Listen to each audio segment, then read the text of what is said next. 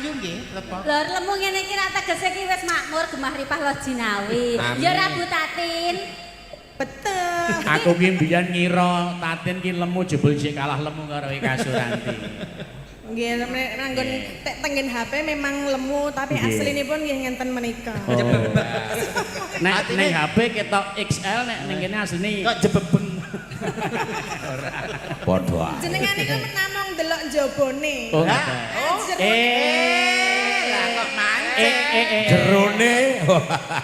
Jerone semrawut. Waduh. Ayo, iki bawa berdua ya. Nggih, berdua. gandeng menika wonten lenggah pangripta. Nggih. Lagu langgang. Nggih. Sesuk aduh nyambut gawe nganggo lelagon kuwi lho.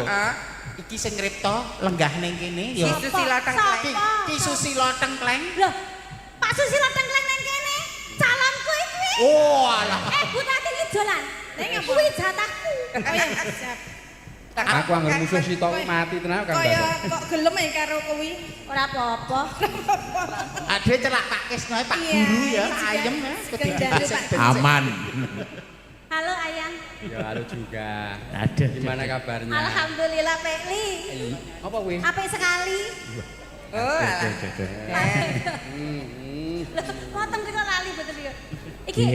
Iki lagune dipeni pas gandrung karo aku. Oh, ana panggodane katresnan, ana imbang ana katresnan kuwi kang ripta penyanipun Ki Susilo Tengkleng. Kok riptane Pak Bagong Darmono ya diaturke, riptane Pak Kisno ya diaturke karyaku ya dipamerke.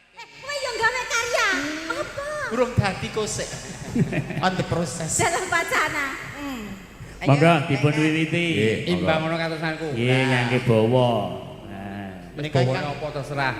nggih, Mbak Eka rumiyin mangke pun lajengaken Mbak Tatin. Ayo Mbak Eka. Iya, Kak. Wiwiti.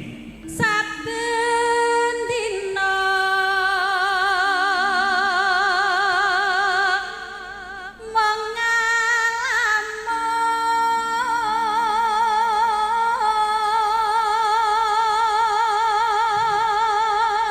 Tepuk tangan untuk Mbak Eka. Wah, suarane hebat. Rumen dek nalika ngripta lagu menika mbayangken menapa panjenengan? Bayangke kae iki yo wae. Ora iso. ora iso pripun. Kayak sing dibayangke cah Sragen ora ngerti. Kenangan. Berarti ora aku lho ya. Oke, men. Iya. Enak piro to, Pak? Mbiyen nganti arep ketangkep hansip barang kok. Ngerti aku. Iya.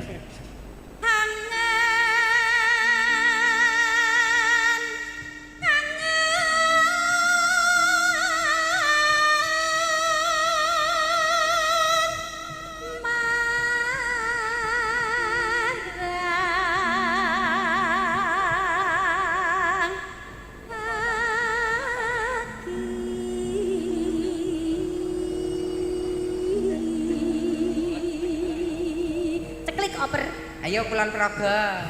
Wah, wong loro ki dengaren rukun. Oh iya, ilah biasa kan. Apa biro kon adol padu wae kok kaya. Nang kene ra pareng nangane Gusti. Ayo, sentolo. Mbak Tatin. Pengen urip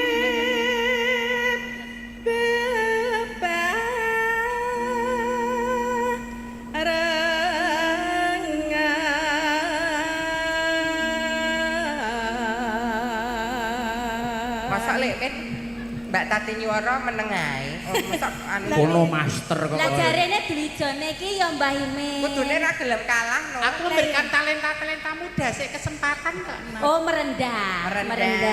Guru ki kaya ngapa ya suarane. Iya njajal ya.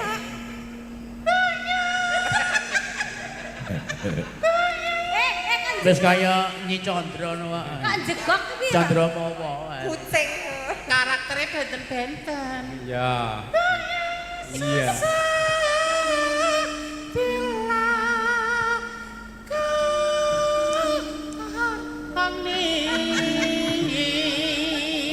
Apik. Kaya Bu Chandra tenan. Lho ciri khas lho Pak Tengkleng. Kaya ora tekan ning mergo cerdas ki dadi lan tekan nggon. Ya, kaya ora tekan ning bablas ora tekan tenan. Iki ciri khas ning cirine tok. Khase keri. Mbak Tati apa ndak inces? Inces no. Ya. Atuh kok konten no. Apa tega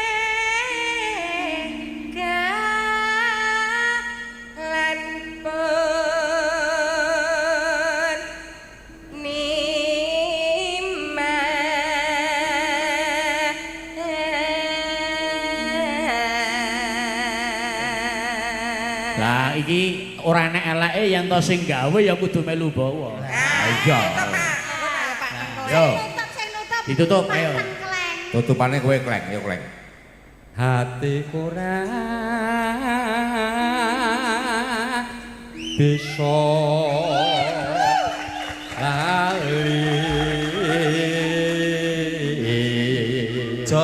Jos nek iki mriko mendolop. Pak Tengkleng jos, Di Apri jos, Mbak Eka jos, Mbak Tatin jos. Aku ora patek jos ning ketutup tercover oleh pasuryan sing indah. Dadi iso akhirnya ya tetep iso anu sama rata. Sama rata ya. Monggo Mbak Tatin diwiwiti bawa Iya. anu langgamipun monggo. Mong ngalamun jroning sepi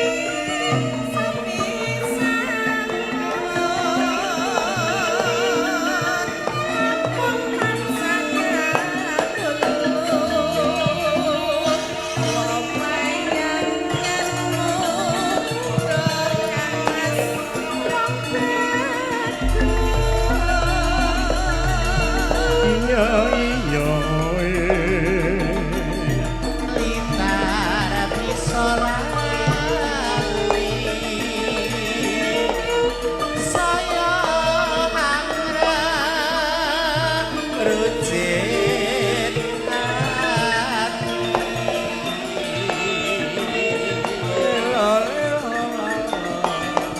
Lale male pola tanggus tansah kumanten ing sanggenge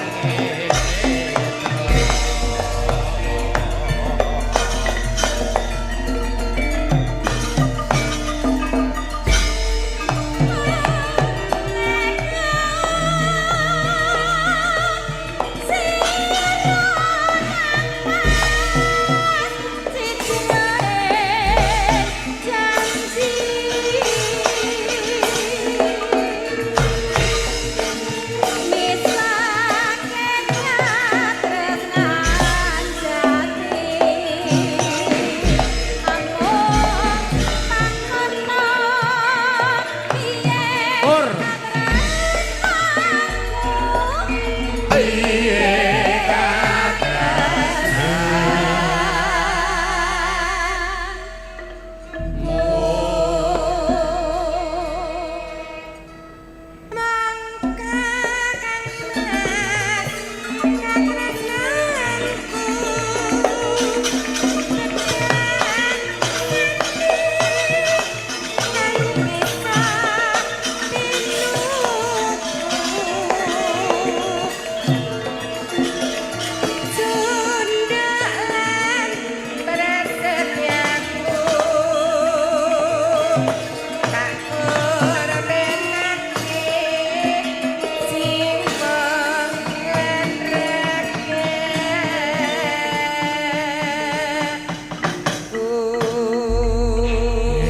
sampun Matur lumati. nuwun. Mbak Tatin mbok bilih saged nyuwun pirsa karawitan menika dumadi saking karawitan menapa, Mbak?